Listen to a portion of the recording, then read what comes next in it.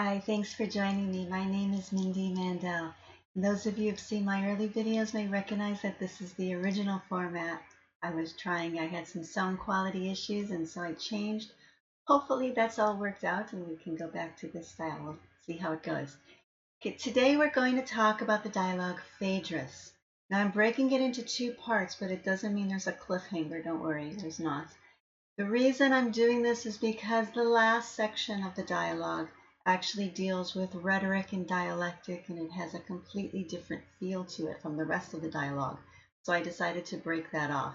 Today, what I'm going to focus on is actually the more famous part of this dialogue, and perhaps the reason most of you are here today is because Plato introduces his analogy of the soul to a chariot with two winged horses pulling it. And we're going to get into that today. And then next week, I'm going to talk about rhetoric and dialectic. So if you came for that part of it, that will be next week, but I do hope you'll stick around this week. Okay, this dialogue opens with these lines.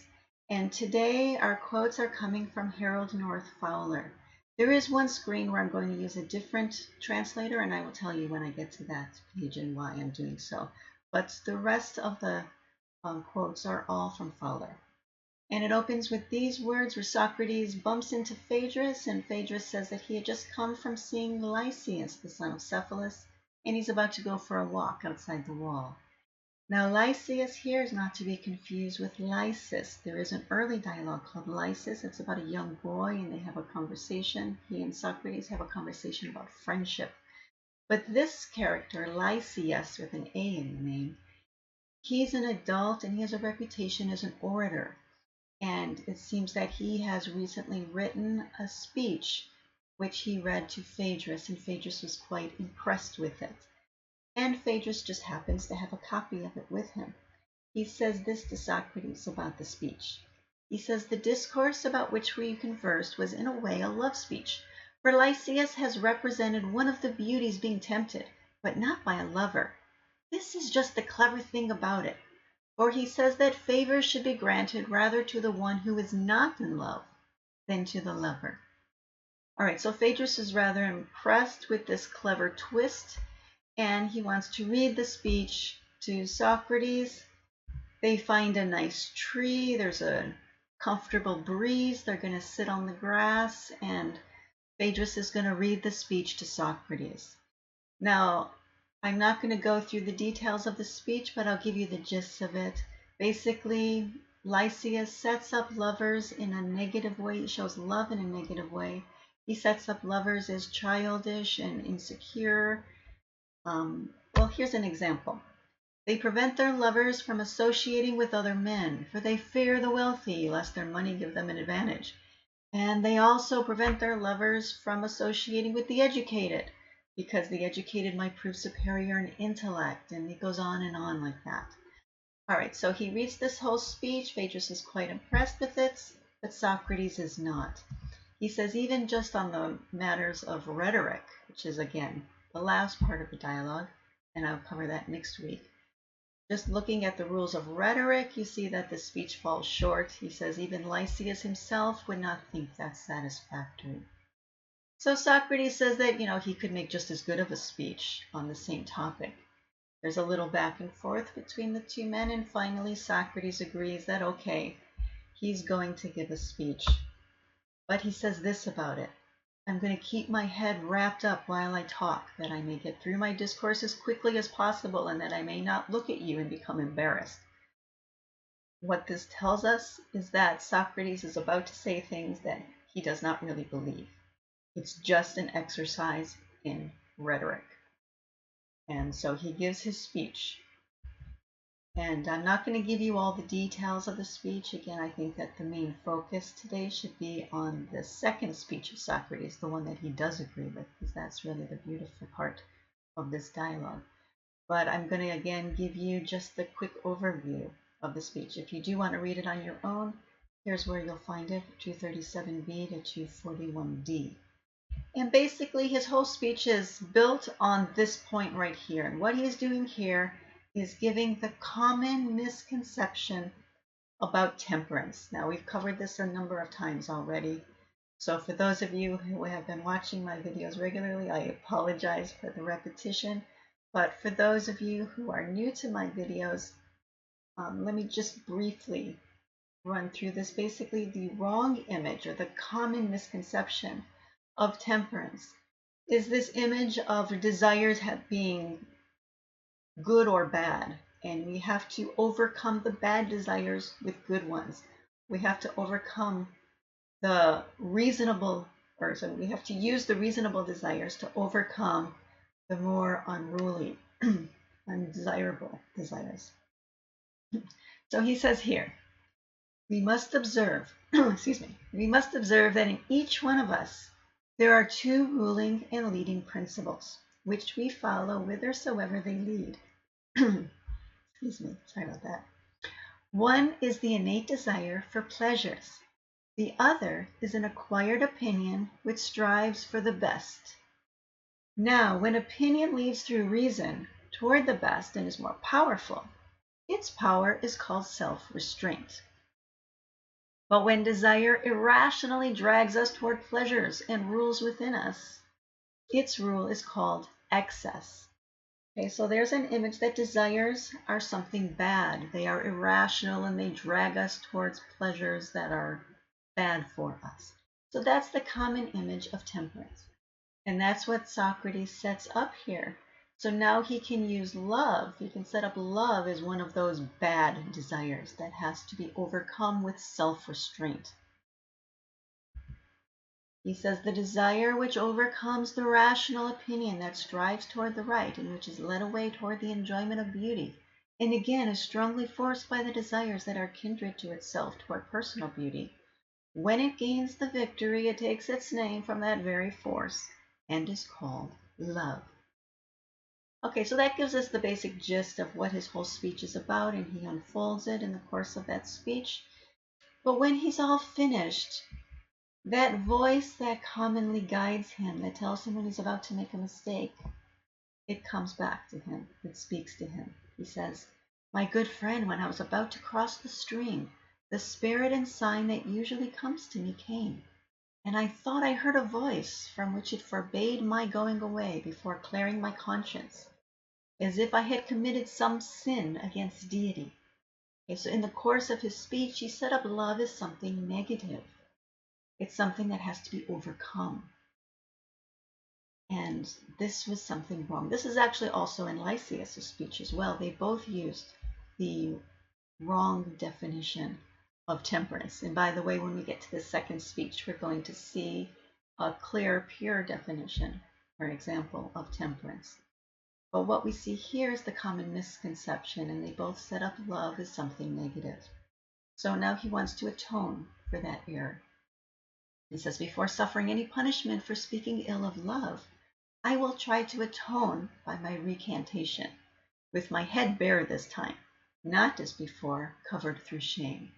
So now we get to Socrates' second speech, and this is the one that he does agree with. He doesn't have to cover his head this time because there's no shame in what he's about to say. And he introduces the idea of divine madness. He says the greatest of blessings come to us through madness, when it is sent as a gift of the gods. And then he's going to give us 4 types of madness. The first one is prophecy. For the prophetess at Delphi and the priestess at Dodona, when they've been mad, have conferred many splendid benefits upon Greece, both in private and in public affairs. The second type of madness I'll call mystic prayer or worship. Moreover, when diseases and the greatest troubles have been visited upon certain families through some ancient guilt, madness has entered in, and by oracular power has found a way of release for those in need, taking refuge in prayers and the service of the gods. The third type of madness is poetry, and this one Agathon touched on in his speech in the symposium, only he wanted to call this type of madness wisdom. However, I think we all know that even though falling in love can cause a person to start writing poetry or writing songs, it doesn't mean the person is wise. So that didn't work there, but what we're seeing here is that Socrates is recognizing something good and beautiful about this type of madness. He calls it a third kind of possession, and it comes from the Muses. This takes hold upon a gentle and pure soul, arouses it and inspires it to songs and other poetry. The fourth type of madness is love. He says, let no one disturb and frighten us by saying that the reasonable friend should be preferred to him who is in a frenzy. And if you are going to make the case that the reasonable friend, the one who's not in love, should be preferred, then you also have to show in addition that love is not sent from heaven for the advantage of lover and beloved alike. And of course, the implication there is that Socrates does think that love is sent from heaven, and he does think that it is for the advantage of the lover and the beloved. Later on in the dialogue, I'm going to jump now to 265b. Yeah, okay. He says here later on in the dialogue, this is the part where he's going into rhetoric and dialectic. He gives a quick summary of what he just said, so I pulled that quote out as well. We made 4 divisions of the divine madness, ascribing them to 4 gods, saying that prophecy was inspired by Apollo, the mystic madness by Dionysius, the poetic by the Muses, and the madness that was inspired by Aphrodite and Eros, we said was the best. So love is not only one of the 4 types of divine madness, it is the best one. So very different image from what we commonly have of Socrates and Plato. The common image, the one that I have heard so many people support, is that Plato was against emotions. Emotions are bad. Love is bad. It has to be suppressed. Not at all what Plato or Socrates were about. All right, going back to 245, to his second speech here, Socrates says that we on our part must prove that such madness is given by the gods for our greatest happiness. And our proof will not be believed by the merely clever, but it will be accepted by the truly wise. So once again, as Socrates has done in a few other places, he's distinguishing between those who have a high IQ and who are educated, like the sophists were, from those who are truly wise. Here's how he says we should proceed. He says we must learn the truth about the soul, divine and human, by observing how it acts and how it is acted upon. Now next week when I talk about dialectic, we're going to see that this is the basic pattern for how we do dialectic. For whatever we're studying through dialectic, we want to look at what it is and how it functions. And when we look at its function, we look at its function both active and passive, how it acts, how it is acted upon. So that's what he's doing here with the soul. And here's his definition of soul. Every soul is immortal, for that which is ever moving is immortal. But that which moves something else, or is moved by something else, when it ceases to move, it ceases to live. Only that which moves itself, since it does not leave itself, never ceases to move. And this is also the source and beginning of motion for all other things which have motion. So there are 3 parts here. First, the soul is immortal. Secondly, he tells us that it is self-moving. It moves itself. Not only does it move itself, but it's also the source of motion for all things which have motion. Now, which things have motion? Things that are in time and space. So he's saying that soul is the source of motion in our physical world. He goes on to say that that it is also not generated. Now, I forgot to point out one thing on the last screen. I gave you the Greek word arche because those of you who have studied some metaphysics beyond Plato, who have looked at the Neoplatonists, or what academia calls Neoplatonists, like Proclus or Damascus or Iamblichus, you may have come across the term principles. And principles, it's an important metaphysical term. That in Greek is arche. So this translator, Fowler, used beginning for his translation of arche, but he is talking about principles. same word. Okay, so principles or beginnings or arche are not generated. Everything that is generated must be generated from a beginning, but the beginning is not generated from anything.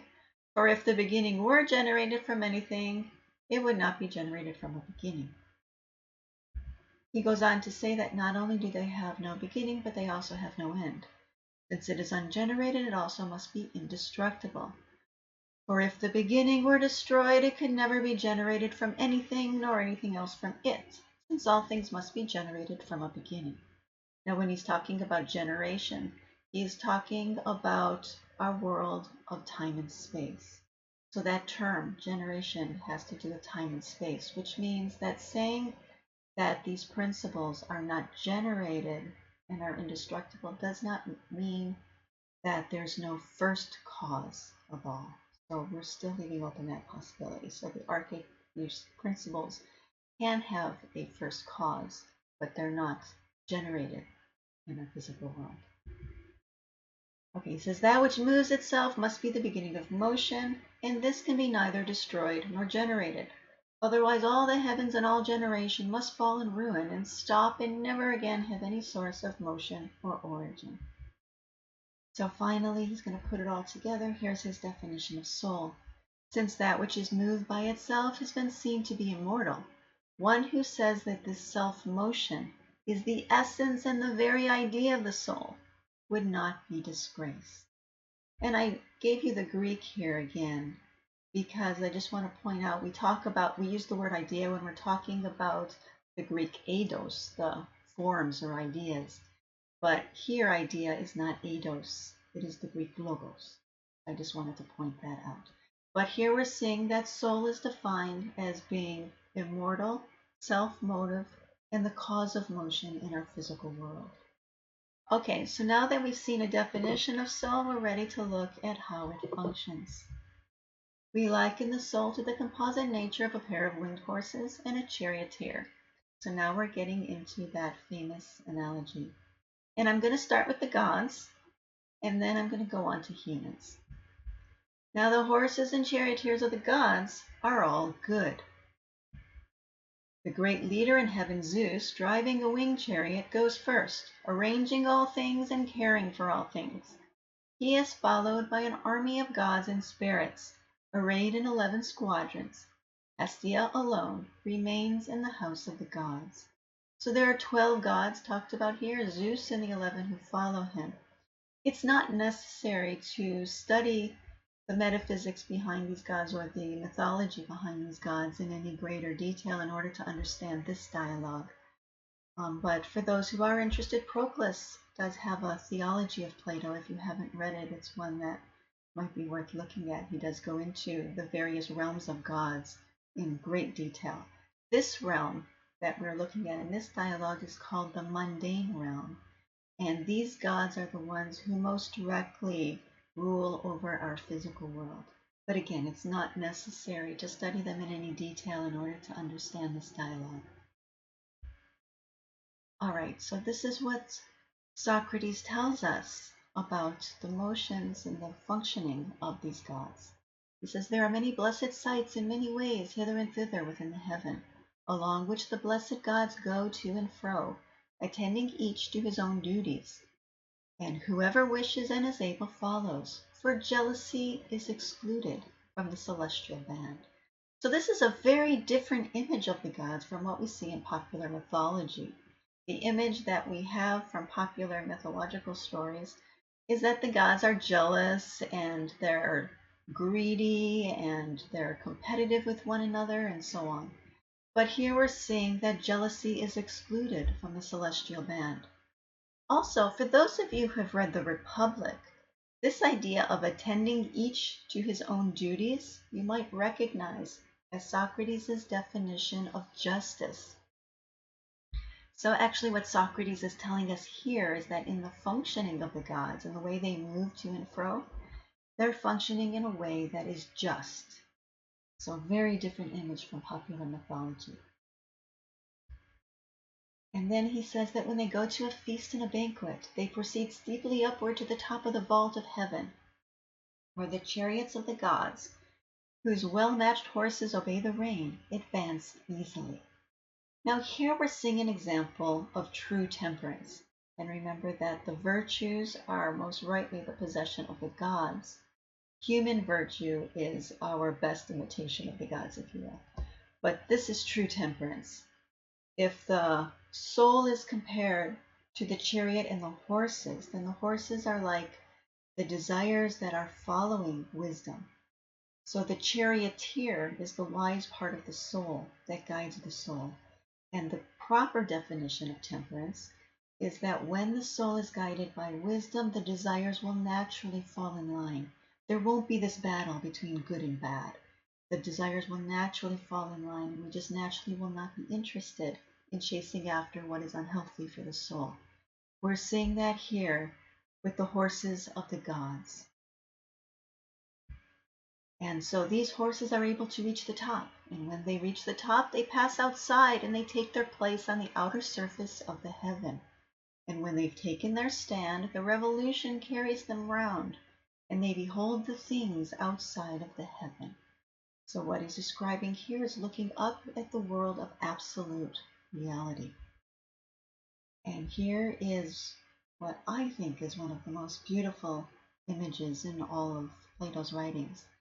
For the colorless, formless, and intangible, truly existing essence with which all true knowledge is concerned holds this region, the region above the heavens, and is visible only to the mind, the pilot of the soul.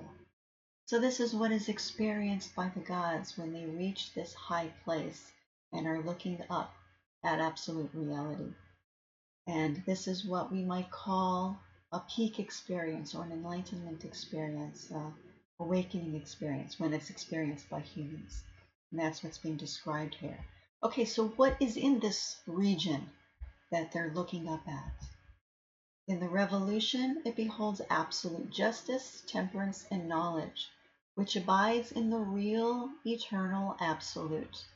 And in the same way, it beholds and feeds upon the other eternal verities. Now, these eternal verities are what academia calls the forms or the ideas. I actually think both these names are wrong.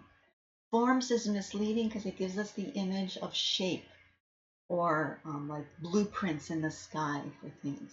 Like there's a form for tree or for computer or whatever. That's not what Plato's talking about here. Also, the word idea is misleading because we're not talking about concepts. I like this idea of eternal absolute for describing that realm above, and terms like absolute justice, absolute temperance, absolute knowledge are good names for what academia would call the form of justice or temperance or knowledge. Here's just a simple little chart to give you some idea of the theory of forms. So we've already, through Plato's dialogue, seen three realms. That he's talked about the world of the mind, our physical world, and in the symposium he introduced the spiritual realm, that's the mediator between.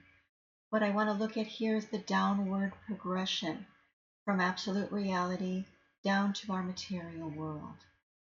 So basically what Platonic metaphysics teaches is that reality, in its truest sense, is the world of the eidos, or what academia calls forms or ideas, what I call absolute realities. And then as it unfolds and proceeds into subsequent realms, it becomes more and more diffused in power and unity until we reach our interior realm. So our physical world is not treated as just an image, as some spiritual systems treat it as. I think that we've all had periods in our life where we wish that we could just close our eyes and wish things away and change everything just by our wishing, but it doesn't work. We open our eyes and the world is still the same. So this world, this physical world, has a mode of reality that we have to respect, but it is not ultimate reality. So this chart is showing the downward progression, but there's also a return. And that's really what this dialogue is focusing on, is that return. Now we're going to look at humans. He says, such is the life of the gods, but of the other souls, that which best follows after God and is more like him. In other words, the human that is most virtuous, or the one who has trained in philosophy. This soul raises the head of the charioteer up into the outer region and is carried round in the revolution. But even for this soul, it is troubled by the horses and hardly beholding the realities. So even this soul gets only a short look, doesn't take in the long look that the gods got. And then as for other souls, well, they sometimes rise, sometimes sink, and because its horses are unruly, it sees some things and fails to see others. And then there are some who really see nothing at all. The other souls follow after, all yearning for the upper region, but unable to reach it, and are carried round beneath, trampling upon and colliding with one another. And after much toil, they all go away without gaining a view of reality. And when they have gone away, they feed upon opinion. And so there is a section of the dialogue that I'm not going to go into where he talks about the reincarnations depending on how much of a look you got. So like the philosophers are the ones who got the best look, you can guess, and the tyrants are the ones who are described in this one, and then there's everything in between. Now, this is what I see as the moral of the story. And here I'm pulling out of Thomas Taylor. So I basically like Fowler. I've used him before. I'll use him again. But I do think he dropped the ball here. Generally, his translations, I think, are quite accurate, and I think there's a smoothness to them that works well in his videos. But he did drop the ball on this first sentence. He did not translate it correctly. And it really is key, because this is the moral of the story. And so I'm borrowing here from another one of my favorite translators, the British translator Thomas Taylor.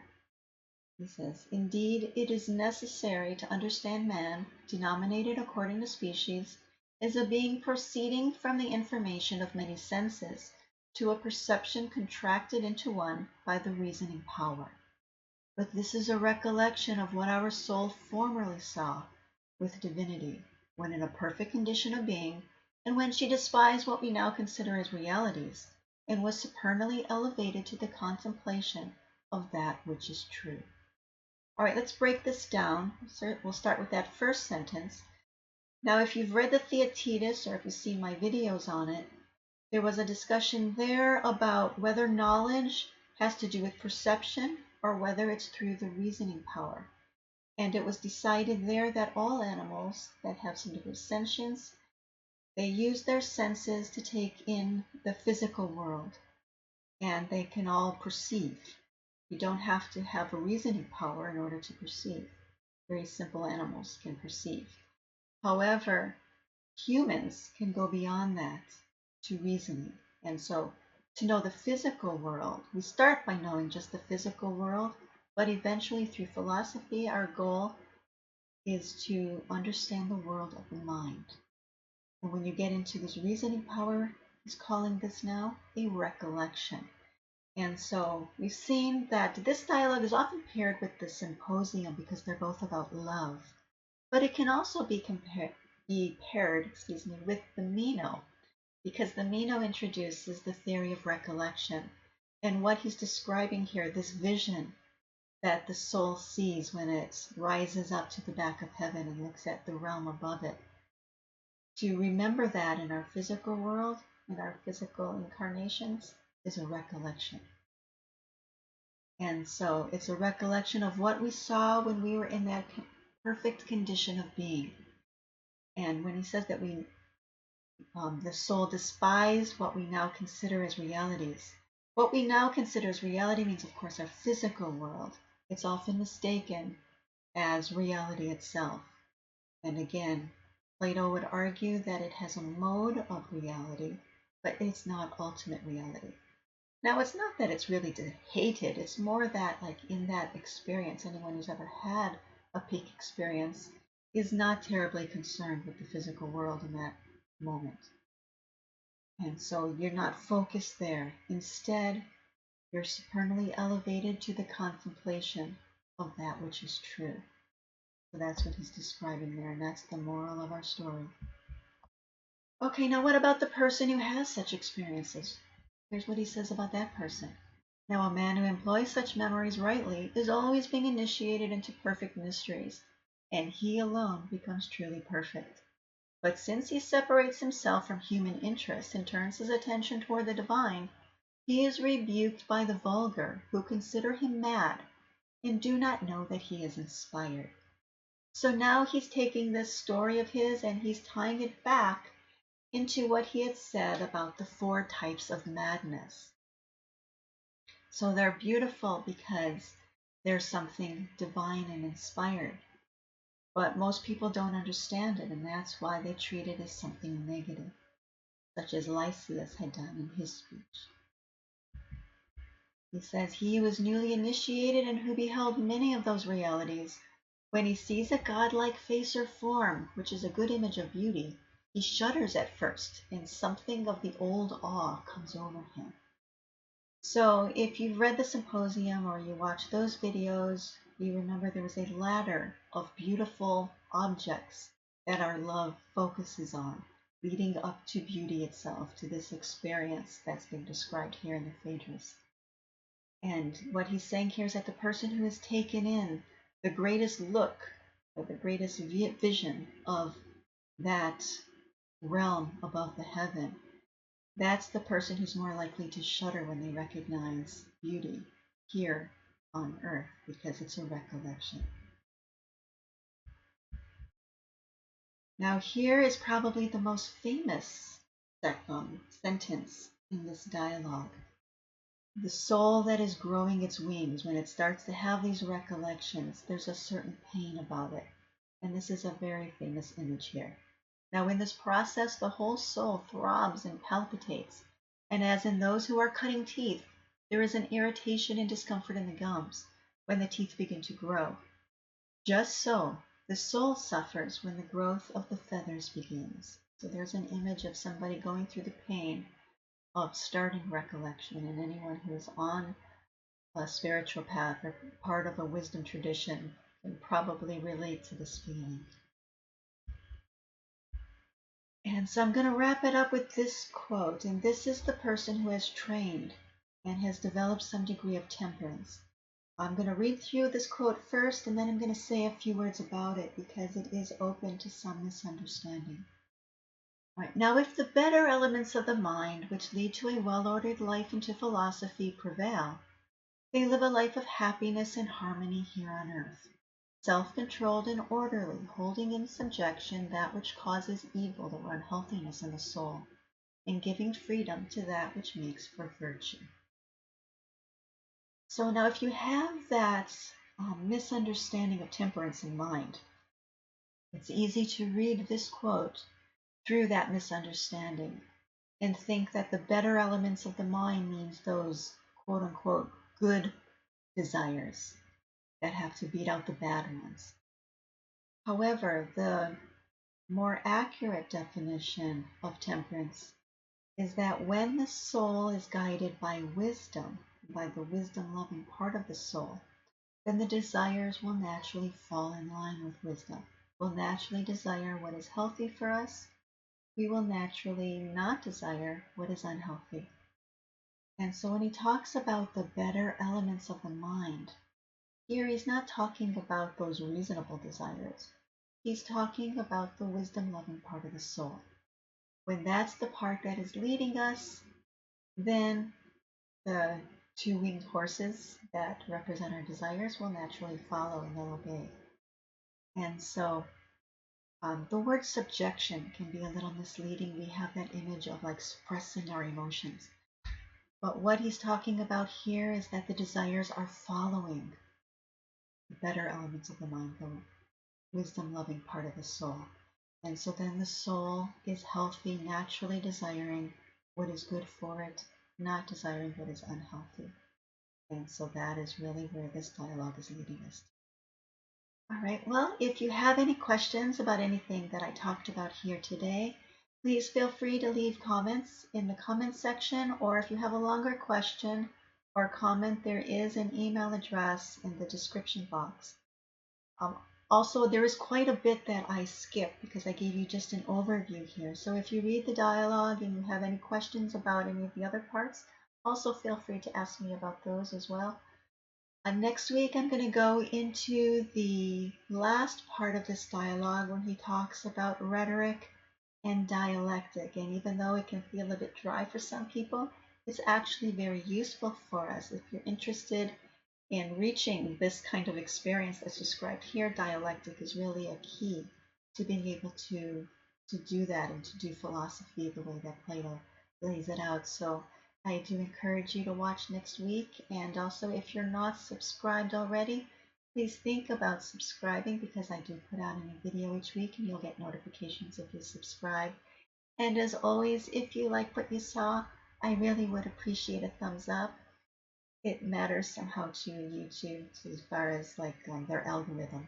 So it really does help me a lot.